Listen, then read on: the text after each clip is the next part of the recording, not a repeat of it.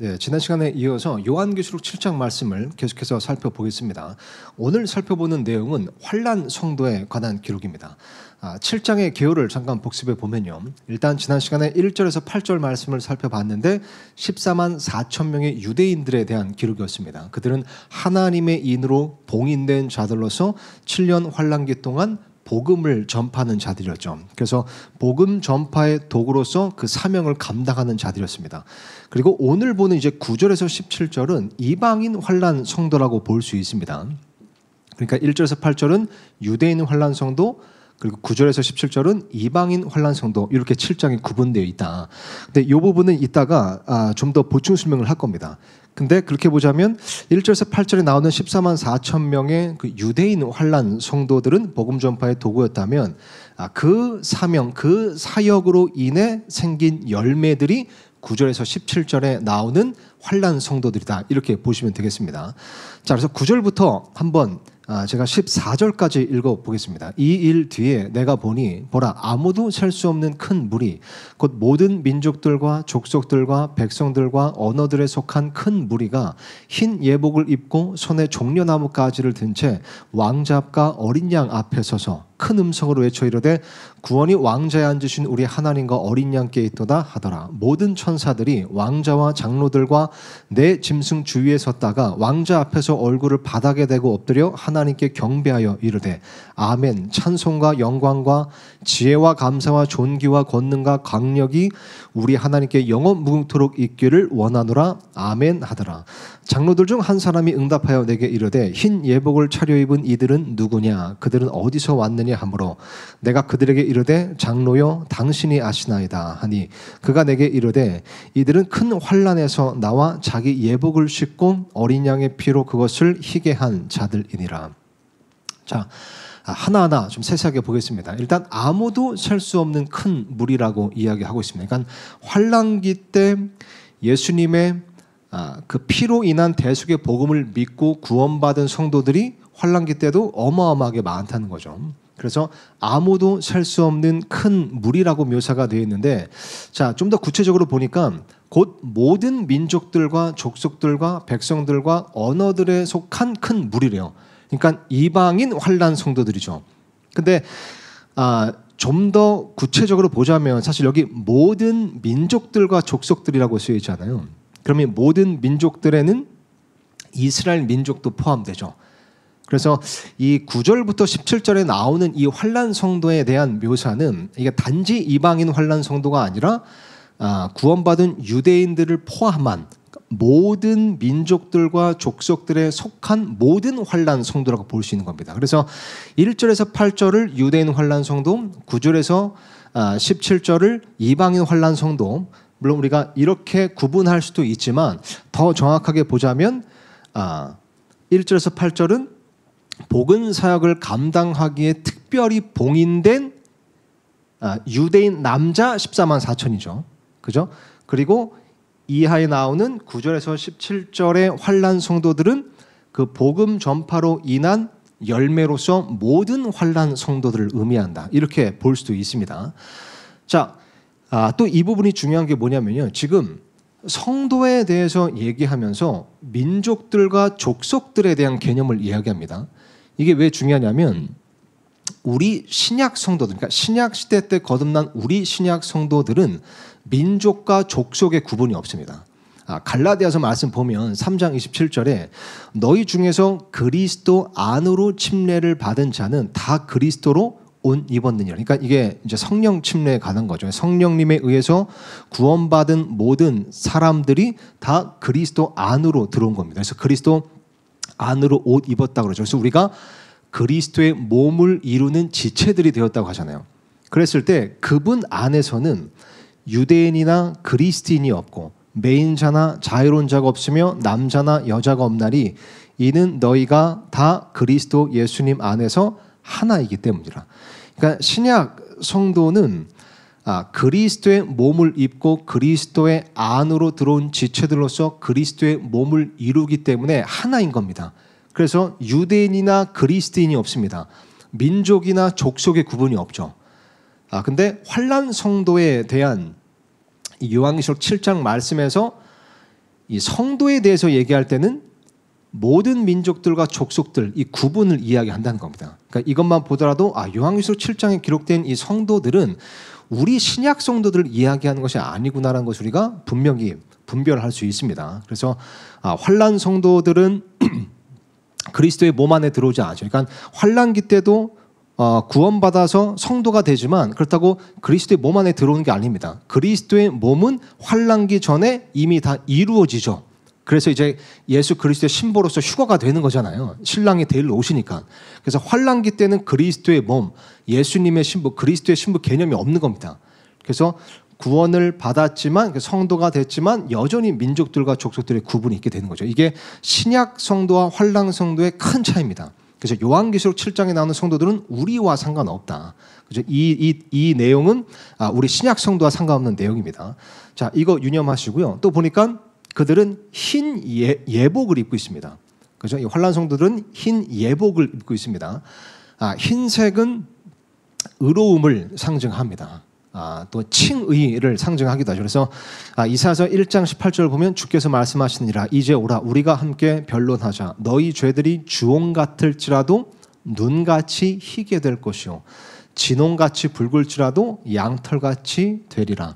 그러니까 예수 그리스도의 피로 죄들의 사면을 받은 자들은 예수 그리스도의 의로움을 입기 때문에 흰색 옷을 입게 되는 겁니다. 그래서 여기 나오는 흰색 옷은 거듭난 성도들의 의를 상징하는 거다 이렇게 보시면 되겠습니다. 근데 이 흰 예복을 입고 있다고 했는데 이것도 신약 성도와 구분되는 점이 있습니다. 그러니까 차이가 있어요. 그러니까 요한계시록에서 성도들을 이야기할 때, 그러니까 환난기 전에 구원받은 성도들을 이야기할 때, 특히 신약 성도를 이야기할 때는 흰 예복이 아니라 흰 옷을 입고 있다고 이야기합니다. 그러니까 이 말씀 한번 보세요. 요한계시록 3장 말씀, 그러니까 요한계시록의 개요를 보면 2장 3장에서 소아시아 7교회를 이제 소개하잖아요. 소아시아 7교회에 보낸 예수님의 이제 편지가 소개되어 있습니다. 그러면서 이제 교회 시대에 대한 내용이고 교회 성도들에 대한 내용인데 그 교회 성도, 신약 성도들에 대한 내용을 보면 3장 4절에는 사대에도 자기 옷을 더럽히지 아니한 몇 이름이 너에게 있어 그들이 흰 옷을 입고 나와 함께 걸으리니. 그리고 3장 5절에 보면 이기는 자 바로 그 자는 흰 옷을 입을 것이요. 그러니까 교회 성도, 신약 성도에 대해서 이야기할 때는 흰 옷을 입는다고 이야기합니다. 또 보니까 18절에는 내가 너에게 권고하노니 너는 내게서 불로 정죄한 금을 사서 부유한 자가 되고 흰 옷을 사서 입어. 이렇게 쓰여있죠. 또 4장 4절 이거 중요합니다. 우리가 이제 그 요한계시록 개요에서 4장 5장에는 24장, 그러니까 24장로에 대한 기록이 있다고 쓰여있잖아요. 근데 그 24장로는 교회 성도들, 신약 성도들을 1차적으로 의미한다고 그랬습니다. 이것은 우리가 처음에 이 요한계시록 시리즈의 첫 강의 때 살펴본 내용이죠. 근데 4장 4절 내용 보니까 또 그 왕자 둘레에 24자리가 있더라. 내가 보니 그 자리들의 24장로가 흰 옷을 입은 채 앉아있는데 그들이 머리에 금왕관을 썼더라. 그러니까 신약 성도들을 상징하는 24장로는 흰 옷을 입고 있는 겁니다. White raiment라고 되어 있습니다. 근데 아까 환난 성도들이 입는 흰 예복은 White robes라고 되어 있어요. 그러니까 이 신약 성도에 대해서 이야기할 때는 다 흰 옷을 이야기하고 요한계시록에서 환난 성도에 대해서 이야기할 때는 다 흰 예복을 얘기합니다. 요거 24장로 잠깐 보충 설명하면요. 이제 24장로가 일단 1차적으로 혹은 궁극적으로는 당연히 신약 성도를 포함하는 건데 이제 왜 24장로인가? 그러니까 24란 숫자에 대해서 우리가 한번 여러 가지 해석을 해봤잖아요. 이제 그 중에 24장로인 이유는 이 24장로가 성도들을 대표한다고 했을 때 24장로인 이유는 여기서 이제 12은 구약 성도를 상징하고 12은 신약 성도를 상징한다. 그래서 이 24장로는 단지 신약 성도가 아니라 환난기 전에 구원받은 구약 성도, 신약 성도 모든 성도들을 의미한 거다. 이렇게 이제 해석하기도 합니다. 그 근거가 요한계시록 21장 말씀에 보면 새 예루살렘 도시에 대한 기록이 있는데 그 도시에는 12개의 성문이 있고 12개의 성벽 기초들이 있대요. 근데 12개의 성문에는 12지파의 이름이 기록되어 있고 12개의 성벽 기초에는 사도들의 이름이 기록되어 있다고 쓰여 있습니다. 그러니까 12지파는 구약 성도들의 대표죠. 그리고 12사도는 신약 성도들의 대표입니다.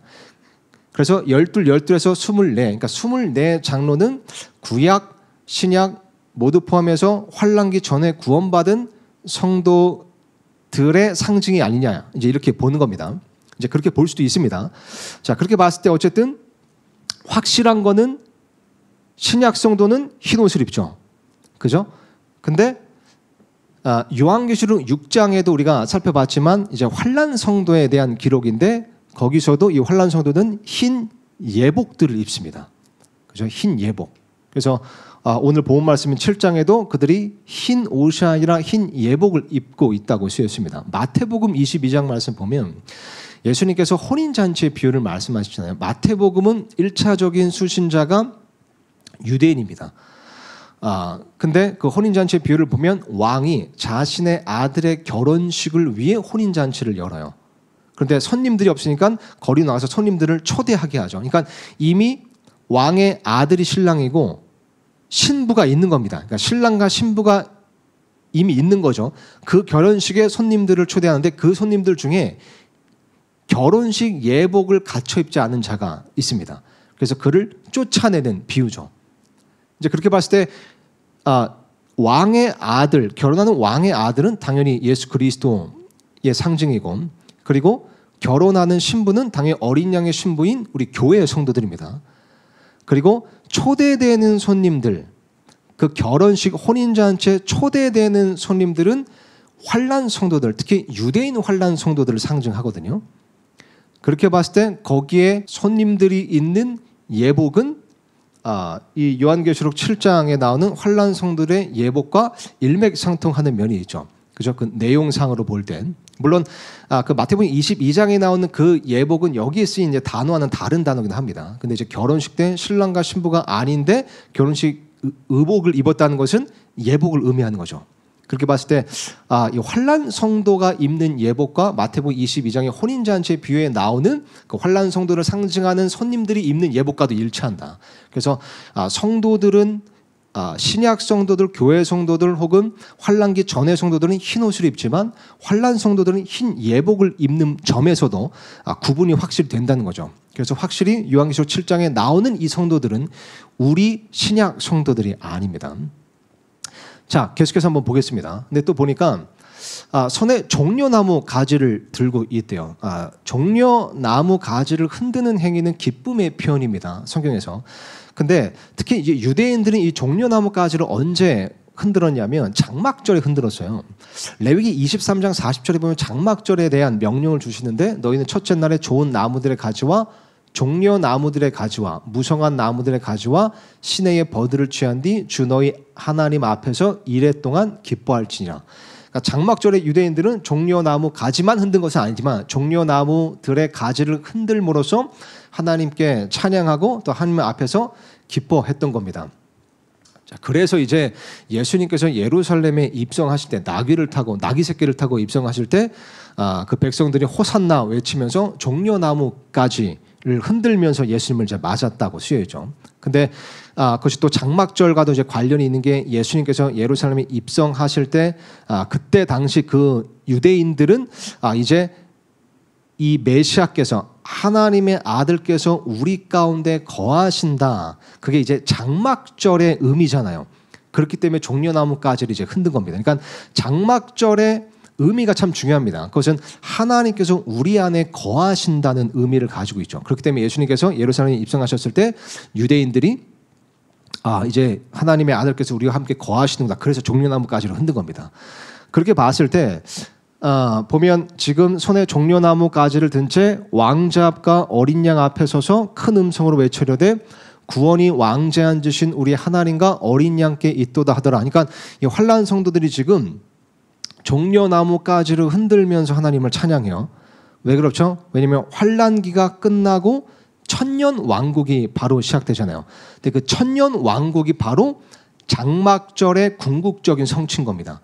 그 장막절, 다시 그 천년 왕국 때 예수님께서 지상 강림하셔서 그들 가운데 거하시며 세상을 통치하시기 때문에 장막절의 궁극적인 성취가 천년 왕국이거든요. 그러니까 지금 환난 성도들은 그 천년 왕국을 맞이할 준비를 하고 있는, 천년 왕국을 기다리는 그런 성도들이기 때문에 지금 종려 나뭇가지를 들고 하나님을 찬양하고 있다, 이렇게 볼 수 있겠습니다.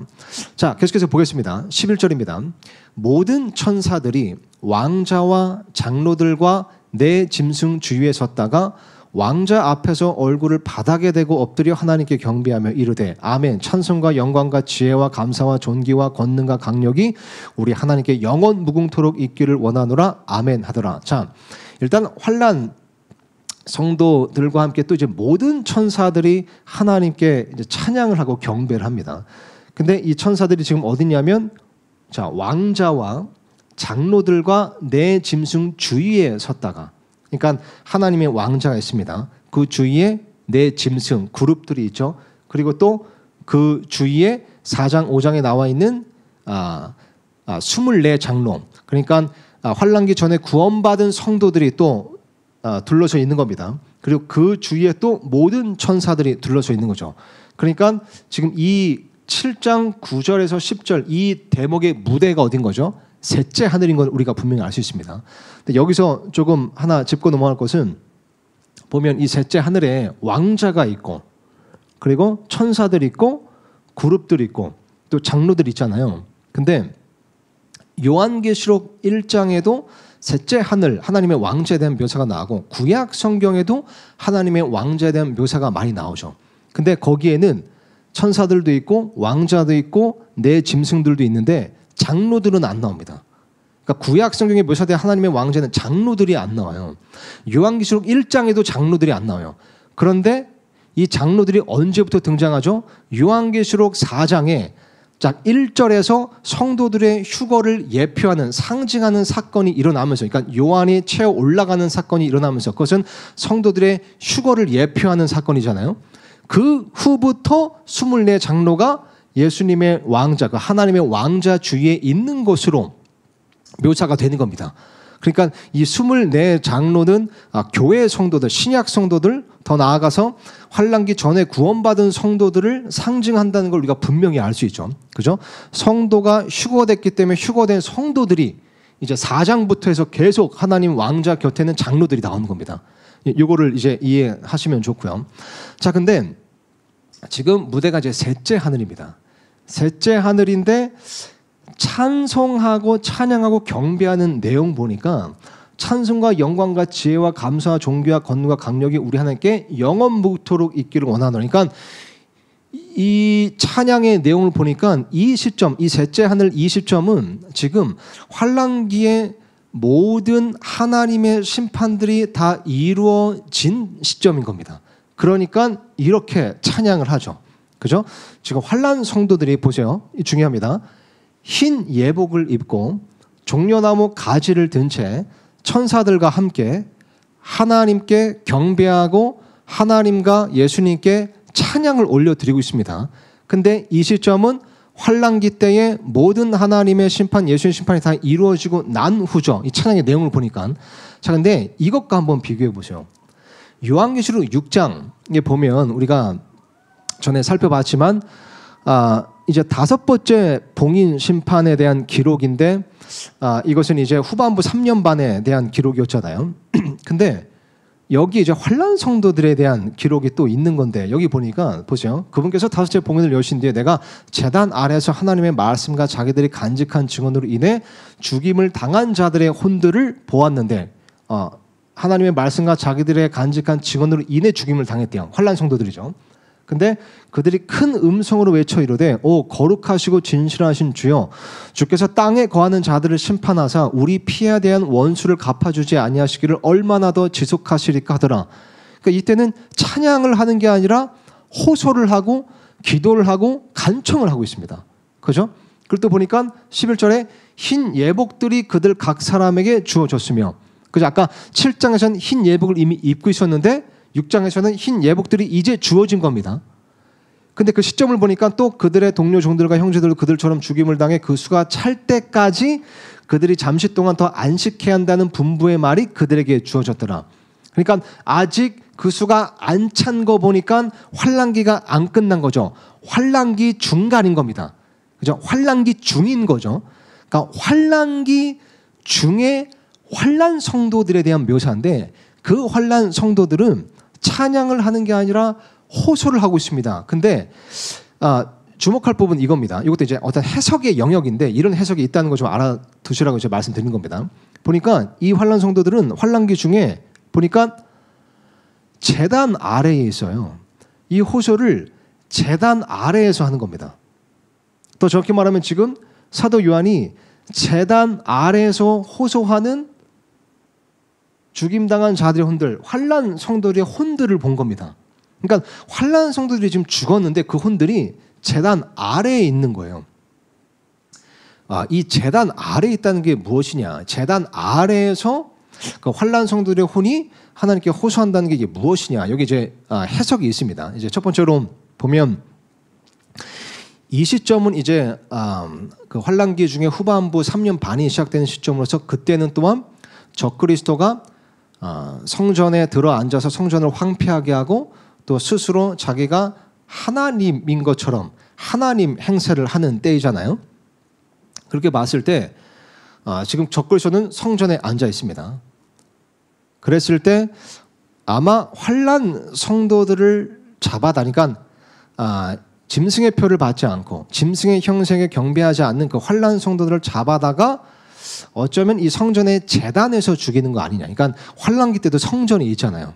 이제 우리가 환란기 성전이라고 하고 지금 유대인들은 제3성전이라고 이야기를 하죠. 그 성전에 지으려고 준비를 다 끝내놨는데 어쨌든 그 성전에 이제 적그리스도가 들어 앉아서 그 성전을 황폐하게 하는 겁니다.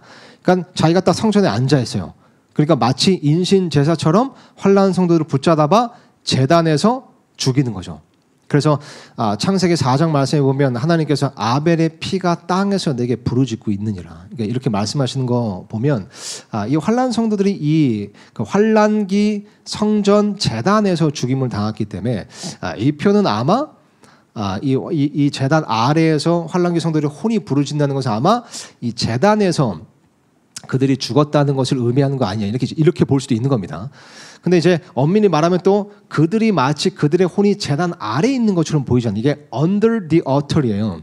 그러니까 이 제단 아래에 있는 겁니다. 이 혼들이. 그러니까 환란 성도들의 혼이 제단 아래에 있어요. 그러니까 아까 7장에서는 환란기 이제 끝부분 모든 심판들이 이루어졌을 부분인데 그때는 셋째 하늘에 있었잖아요. 근데 아직 그때가 차지 않은 그 수가 차지해서 환란기가 끝나지 않은 그 환란기 중에는 환란 성도들의 혼이 제단 아래에 있는 것처럼 묘사가 되는 겁니다. 그럼 이 제단 아래가 어디냐? 이제 어떤 해석이 있냐면 이게 어쩌면 지하 낙원을 의미하는 게 아니냐 이렇게 보는 겁니다. 그러니까 구약 성도들은 죽으면 이 땅 아래에 있는 낙원으로 갔잖아요. 그래서 사무엘 대언자가 죽었는데 그 사울 왕이 영을 부리는 그 이제 여자한테 시켜서 사무엘을 다시 불러내잖아요. 근데 물론 이제 하나님께서 허락하신 일이지만 그 사무엘이 땅에서부터 올라온다고 쓰여있죠. 그러니까 사무엘이 하늘에서 내려온 게 아니라 땅에서 올라온다고 표현합니다. 그죠?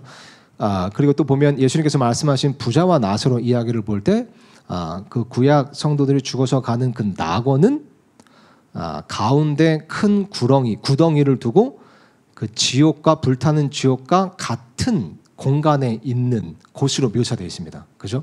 그리고 예수님께서도 십자가에 달려 계실 때 옆에 있던 강도에게 너가 나와 함께 오늘 낙원에 있으리라 말씀하신단 말이죠.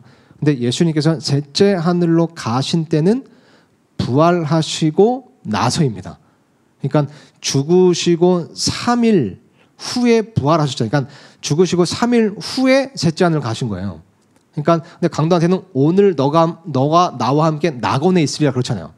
그러시잖아요. 그러니까 그 낙원은 셋째 하늘이 아니라 그때 당시는 아직 구약 시대이기 때문에 이 밑에 있었던 겁니다. 그리고 에베소서 4장 8절처럼 예수님께서 부활하시고 이제 승천하셨을 때 그때 이제 포로로 잡혀 있던 그 자들 구약 성도들을 다 데리고 이제 하늘로 올라가셨다. 그래서 지금 이제 신약 시대 때 거듭난 우리 신약 성도들은 죽으면 이제 바로 셋째 하늘로 가는 거죠. 근데 이 환란기 성도들, 환란 성도들은 여러 면에서 구약 성도들과 이제 특징이 비슷하기 때문에 아마 이들은 죽었을 때 그 혼이 지하 낙원에 있다가 그리고 나중에 이제 부활할 때, 그죠? 환란 성도들 이제 나중에 부활하거든요. 부활의 몸을 입을 때, 그때 이제 셋째 하늘로 올라가는 게 아니겠냐, 이렇게 이제 추측하는 해석도 있는 겁니다. 왜냐하면 또 로마서 1장 말씀 보면 사도 바울이 그 하나님의 경륜을 이야기해요. 그러면서 이제 예로 드는 게 그 올리브 나무를 예로 들죠. 그 올리브 나무에 원래 본 가지가 붙어 있었는데 그들이 떨어져 나갔다고 쓰여져. 그리고 야생 올리브 나무 가지가 접붙였다고 표현을 합니다. 그러니까 이 본 가지는 유대인들하고는 유대인의 때인데, 이 유대인의 때가 유대인들의 불순종과 거부로 인해서 떨어져 나간 겁니다. 그리고 야생 올리브 나무 가지가 이제 접붙인 거죠. 그것은 이방인들을 상징하죠. 그래서 이방인의 때가 시작된 겁니다. 근데 또 이하 9절 읽어보면 이방인의 충만함이 다 차면 그 야생 올리브 나무 가지가 떨어지고 본 가지가 다시 접붙여진다고 쓰여져. 그러니까 유대인의 때가 다시 시작되는 겁니다. 그러니까 구약 시대는 유대인의 때 혹은 본 가지의 때인데 그것이 끊어지고 야생 올리브 나무 가지가 접붙여졌다는 것은 이방인의 때가 시작되던 것이죠. 신약 시대는 야생 올리브 나무 가지의 때 혹은 이방인의 때라고 불립니다. 그런데 그게 이방인의 충만함이 다 차면 교회 성도들은 신약 성도들은 이제 휴거가 되고, 그러면 이제 본 가지가 다시 접붙여져서 본 가지의 때, 그 유대인의 때가 오는 거죠. 그래서 환란기는 본 가지의 때, 유대인의 때인 겁니다. 그렇게 보자면 이 유대인의 때, 본 가지의 때에는 이 성도들이 죽었을 때 이제 지하 낙원에 갔었다. 그러면 이 환란기도 본 가지의 때, 유대인의 때라면 아마 환란 성도들은 죽었을 때 그 혼이 낙원에 가는 거 아닌가. 그러니까 지하 낙원. 그러면 이들이 언제 또 그 셋째 하늘로 갔다가 또 언제 또 내려오냐. 왜냐면 이들은 이제 천년 왕국에서 통치할 자들이기 때문에 또 내려오잖아요. 예수님이 지상갈림 때. 그럼 언제 올까 언제 내려가냐. 이제 이게 시점에 대해서 또 의문이 있을 수 있죠. 근데 또 이제 여기 또 추측이 요한계시록 11장 말씀에 보면 그 두 증인이 죽었다가 부활을 하죠. 그러니까 부활의 몸을 입는 겁니다. 그리고 셋째 하늘로 올라간다고 쓰였습니다. 그래서 아마 그때쯤, 근데 그 두 증인이 이제 환란기 끝에쯤 죽거든요. 그러니까 그때 같이 이제 지하 낙원에 있던 환란 성도들도 이제 같이 부활을 해서 이제 셋째 하늘로 올라간 거 아닌가. 그래서 올라간 그 시점이 이제 요한계시록 7장으로서 환란기 이제 끝 지점이고, 이렇게 보는 해석이 있는 겁니다. 여기 이제 어디까지 이제 해석의 영역이기 때문에 단정할 수 없습니다. 근데 이것도 이제 쉽게 좀 해결할 수 있는 방법이 있어요. 그러니까 내가 제단 아래에 있던 환란 성도들의 혼을 보았다. 이게 셋째 하늘에도 성전이 있습니다. 그래서 7장 좀 이따가 이하 9절 보면 그 환란 성도들이 성전에서 밤낮으로 섬기는 일을 한다고 그래요. 그래서 이 제단 아래에서 환란 성도들의 혼을 봤다는 것은 그냥 쉽게 간단하게 셋째 하늘에 있는 성전의 그 제단 아래에 있었던 혼들을 의미한다라고도 이제 해석할 수 있겠죠. 어쨌든 중요한 것은 환란 성도와 신약 성도가 이렇게 구분된다는 겁니다. 자, 13절 계속해서 읽어보겠습니다. 장로들 중 한 사람이 응답하여 내게 이르되 흰 예복을 차려입은 이들은 누구냐? 그들은 어디서 왔느냐 하므로. 이거는 이제 지난번에 그 다섯째 봉인심판 강의 때 한번 살펴봤습니다. 보니까 장로들 중 한 사람, 이 사람은 신약 성도죠. 그리고 환란기 전에 구원받은 성도. 근데 흰 예복을 차려입은 이들은 누구냐? 그러니까 이 흰 예복을 차려입은 사람들과 지금 구분이 되는 거예요. 그러니까 흰 예복을 차려입은 이들은 장로들이 아닌 거죠. 그러니까 신약 성도가 아닌 겁니다. 그러니까 환란 성도인 거죠. 그러니까 7장에 나오는 이 성도들은 신약 성도가 아닌 겁니다. 그죠? 장로들 중 한 사람이 응답하여 이르되 이르되 흰 예복을 차려입은 이들은 누구냐? 그들은 어디서 왔느냐? 그래서 대답도 보면 내가 그에게 이르되 장로여 당신이 아시나이다 하니 그가 내게 이르되 이들은 큰 환란에서 나와 자기 예복을 씻고 어린 양의 피로 그것을 희게 한 자들이라. 그렇죠? 큰 환란에서 나온 자들이에요. 그러니까 구체적으로 말하면 이제 대환란기에서 나온 자들. 그러니까 후반부 3년 반 시작 때부터 환란 성도들의 순교가 시작되고 환란 성도들을 핍박하는 죽이는 일이 시작되기 때문에 표현을 큰 환란에서 나온 자들이다. 대환란기에서 나온 자들이다. 그러니까 이것만 보더라도 이 7장의 시점을 알 수 있죠. 그러니까 큰 환란, 대환란기 후반부 3년 반에서 나온 자들이니까 이제 환란기의 모든 심판들이 다 이루어지고 난 시점인 겁니다. 환란기 끝이라고 볼 수 있는 거죠. 그래서 이들은 환란 성도이면서 우리 신약 성도와 확실히 구분된다는 것, 계속해서 짚어보고 있습니다. 자, 근데 이 부분도 좀 중요합니다. 자기 예복을 싣고, 그러니까 환난 성도들은 자기 예복을 싣고 어린 양의 피로 그것을 희게 한 자들이요. 이것도 좀 해석의 영역이긴 한데 이것도 신약 성도에 대한 묘사와 좀 구분이 되는 점이 있기 때문에 그래요. 그러니까 차이가 있기 때문에 그렇습니다. 그러니까 여기 보면 이 환난 성도들은 큰 환난에서 나와서 자기 예복을 씻고 어린 양의 피로 그것을 희게 한 자들이에요. 그러니까 자기 예복을 씻은 주체가 자기가 되는 거예요. 그러니까 환난 성도들은 자기 예복을 자기가 씻어요. 자기가 희게 한 겁니다. 물론 어린 양의 피로 그것을 희게 하죠. 그러니까 히브리서 9장 22절 말씀처럼 피 흘림이 없음즉 죄 사함이 없느니라. 그죠? 죄 사면이 없는 겁니다. 피 흘림이 없음즉 사면이 없느니라. 그러니까 죄들의 사면은 오직 예수 그리스도의 피로 말미암아 이루어지는 겁니다. 그죠? 그러니까 우리가 의롭게 되는 것, 이것은 오직 예수 그리스도의 피의 대속으로만 되는 거예요. 그죠? 이것은 어느 시대든 변함이 없습니다. 그죠? 어느 성도, 그게 구약 성도든 신약 성도든 환난 성도 모든 성도에게 해당되는 것, 모든 성도의 의로움은 의롭게 되는 그 칭이라는 것은 어린 양의 피로 되는 겁니다. 예수 그리스도의 대속의 피로 말미암아 이루어지는 거죠. 근데 이게 조금 이제 차이가 있는 것처럼 보이는 게 요한계시록 1장 5절 보면 신약 성도들에 대해서 사도 요한이 얘기하면서 또 신실한 증인이시오 죽은 자들 중에서 처음 나신 분이시며 땅의 왕들의 통치자이신 예수 그리스도로부터 은혜와 화평이 너에게 있기를 원하노라. 우리를 사랑하사 자신의 피로 우리 죄들에서 우리를 씻으시고, 그 주체가 예수님이죠. 예수님께서 우리를 씻으시는데 자신의 피로 우리를 씻으시는 겁니다. 그러니까 그분이 주체잖아요. 그죠? 근데 마치 여기에는 당연히 어린 양의 피로 씻겨지는 건데, 어린 양의 피로 예복을 씻는 건데 주체는 환난 성도인 것처럼 보이는 겁니다. 그죠? 그래서 아마 이 환난 성도들은 물론 예수 그리스도의 대속의 그 피의 복음을 믿고 구원을 받지만 이제 그 믿음을 보이기 위해서 그들은 순교를 당하잖아요. 그죠? 그 믿음을 보이기 위해서 짐승의 표를 받지 않아야 됩니다. 그죠? 짐승의 형상에 절하지 않아야 돼요. 경배하지 않아야 되는 겁니다. 그래서 이 요한계시록에 보면 이 환난 성도들은 다 죽임을 당하고 순교를 당하는 것처럼 묘사되어 있습니다. 그러니까 당연히 믿음으로 예수 그리스도의 피의 대속을 믿음으로써 구원을 받는 본질은 당연히 같지만, 어느 시대나 같지만 이제 환난 시대 이 성도들은 그 믿음을 그런 짐승의 표를 받지 않고 짐승의 형상에 절하지 않는, 경배하지 않는 행위 혹은 그 순교를, 그래서 죽임을 당하는 그런 순교를 보여야 하는 거 아닌가. 그래서 좀 표현이 이렇게 다른가? 이렇게도 이제 추측해 볼 수 있습니다. 이것도 이제 단정할 수는 없는 이제 해석의 영역인 거죠. 그래서 요한계시록 1장 5절 넘어가서 20장 4절 보면요. 또 내가 예수님의 증언과 하나님의 말씀으로 인해 목이 베인 자들의 혼들을 보았는데, 그러니까 20장에도 이제 환난 성도에 대한 기록인데, 그들은 짐승과 그의 형상에게 경배하지도 아니하고 자기 이마 위에나 손 안에 짐승의 표를 받지도 아니한 자들이더라. 그들이 살아서 그리스도와 함께 1000년 동안 통치하였으나. 그러니까 환난 성도에 대한 기록에는 보면 이 죽임을 당했다고 이제 나오고, 그러니까 목이 베인 자들이라고 있잖아요. 순교를 당한 자들이라고 이제 묘사가 되어 있고, 또 왜 순교를 당했냐면 그의 형상에 경배하지도 않고 또 짐승의 표를 받지 않았기 때문에 순교를 당했다.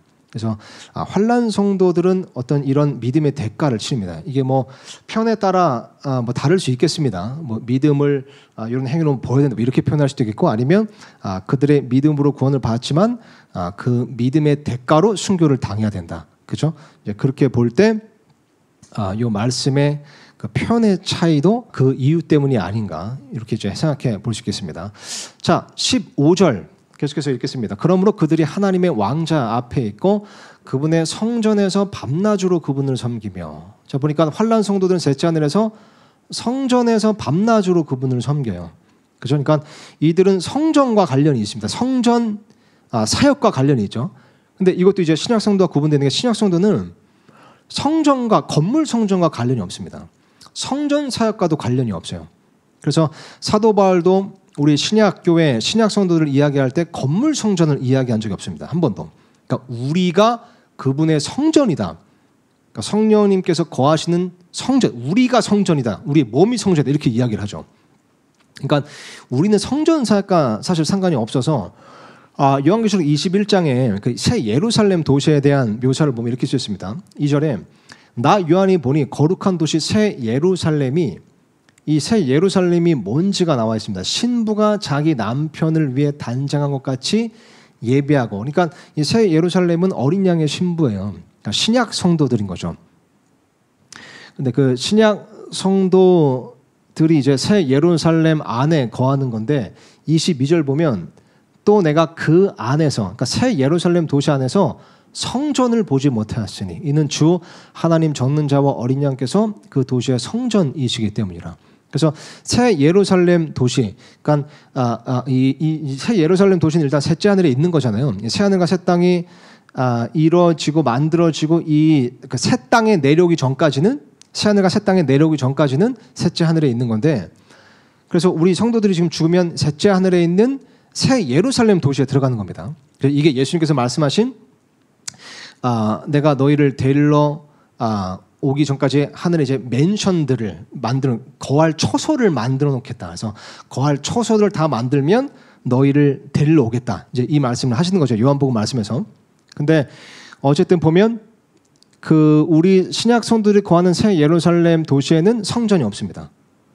근데 여기 지금 환란 성도들은 셋째 하늘에서 성전에서 밤낮으로 그분을 섬기죠. 그러니까 이렇게 봤을 때 셋째 하늘에서도 신약 성도들이 이제 거하는 것과 또 이제 환란 성도들이 이제 거하는 것이 좀 다른 것처럼 보이긴 합니다. 물론 이제 다 셋째 하늘이지만, 다 이제 소위 우리가 말하는 천국이지만, 근데 특히 환란 성도들은 이 성전에 거하면서 이제 성전에만 거하지는 않겠죠. 물론 근데 성전에서 섬기는 일을 하고, 근데 우리 신약 성도들은 셋째 하늘에서도 성전과 전혀 관련이 없는 겁니다.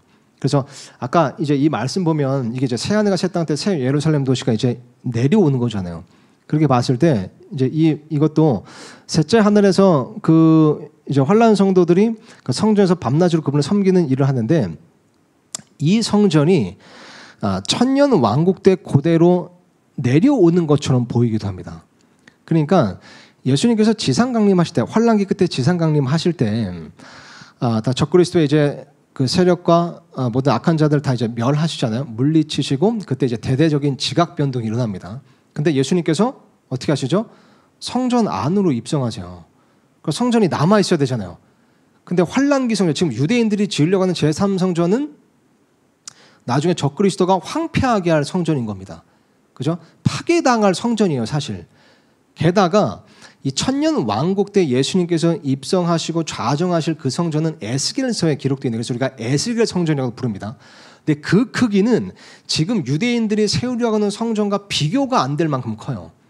그래서 이제 그 에스겔 성전의 크기를 볼 때 아마 그 성전이 실제 셋째 하늘에 지금 있는 성전이고, 그리고 그 성전이 예수님께서 지상 강림하셔서 모든 악인들이 이제 물리치시고 대대적인 지각병동이 일어나면 거기에 이 성전, 셋째 하늘에 있던 성전이 이제 내려와서 그때 예수님께서 그 안으로 입성하시고 그 성전에 좌정하사 온 세상을 다스리시는 거 아닌가, 이렇게 이제 보기도 한 겁니다. 그래서 여기 나오는 이제 환란 성도들이 그분의 성전에서 밤낮으로 그분을 섬긴다는 것이 이제 셋째 하늘에 있는 성전에서 섬긴다는 걸 수 있지만, 이 천년 왕국 때 내려오는 그 성전에서 섬기는 일, 그 사역을 맡게 된다. 그것을 이야기하는 이제 대목이라고도 볼 수 있습니다. 그래서 보면 이어지는 구절 보면요, 보세요. 또 왕자에 앉으신 분께서 그들 가운데 거하시니, 예수님께서 왕자에 앉으시는 때는 다른 이제 성경 말씀들과 비교해 보면 그때는 천년 왕국 때입니다.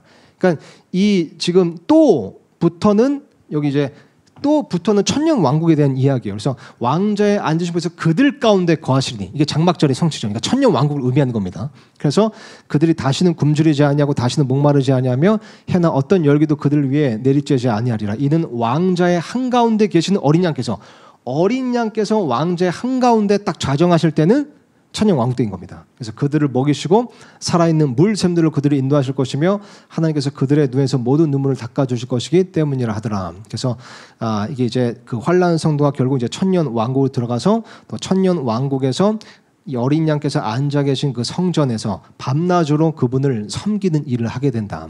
그래서 이 성전을 보더라도 환란 성도와 신약 성도가 확실히 구분되는 것을 알 수 있는 거죠. 여기까지 해서 7장 말씀을 마무리했는데요. 우리가 중요하게 기억할 것은 이겁니다. 물론 환란기 때도 하나님의 은혜로 또 14만 4천에 의해서 많은 사람들이 구원을 받기는 하지만 근데 그들의 그 믿음에는 끔찍한 대가를 또 치러야 됩니다. 그렇기 때문에 우리가 우리 사랑하는 주위 사람들에게 지금 이 은혜의 시대 때 복음을 전해서 그들이 이 은혜의 시대, 이 신약 시대 때 거듭나게 하는 것은 정말 시급하고 중요한 일이다. 물론 환난기 때도 그들에게 기회가 있긴 있지만 그들은 너무나 끔찍하고 고통스러운 환난기를 통과해야 하는 자들, 더 나아가 순교를 당해야 하는 자들이기 때문에 어떻게 해서든 이 은혜 시대 때 우리가 복음을 널리 전파하는 것이 참 중요하다 할 수 있습니다. 더불어서 이 은혜 시대, 신약 시대 때 구원받은 우리, 그래서 그리스도의 몸을 이루어서 어린 양의 신부라고 불리는, 그래서 환난기 전에 신랑의 데려오심으로 말미암아 휴거되는 우리는 정말 복된 자들이다. 이걸 생각할 때 우리는 늘 그분의 놀라운 구원으로 인해 기뻐하고 찬양하는 삶을 살아야겠습니다.